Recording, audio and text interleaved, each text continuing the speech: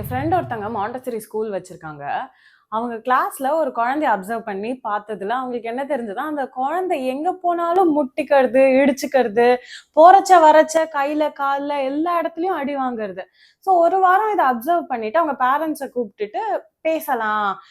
அந்த பேரண்ட்ஸ் கிட்ட போய் என்ன உங்க வீட்ல எப்படி இருக்கும்? உங்க வீடு என்வாயர்ன்மென்ட் எப்படி இருக்கும்? என்ன திங்ஸ் இருக்கும்? அப்படிலாம் கேட்க வச்சு அந்த பேரண்ட்ஸ் சொல்லியிருக்காங்க, வீட்ல ஒண்ணுமே இருக்காது. ஸோ குழந்தை வந்து ஃப்ரீயா மூவ் பண்ணணும். அப்படின்றதுனால நாங்க வந்து நடுவுல எந்த ஃபர்னிச்சருமே வைக்கல. அப்படின்னு சொல்லியிருக்காங்க. ஸோ அந்த குழந்தைக்கு லைஃப்ல அந்த ஃபர்னிச்சரே பார்க்காம, திடீர்னு இந்த மான்டெசரி என்வாயர்ன்மென்ட்ல விட்டதுக்கு அப்புறம் எந்த சைடு திரும்பினாலும் ஃபர்னிச்சர் தான் இருக்கும். கீழ மேட் இருக்கும். அதெல்லாம் சுத்தி தான் போவாங்க குழந்தைங்க யூசுவலா. ஸோ இந்த குழந்தைக்கு அந்த அவேர்னஸே இல்ல.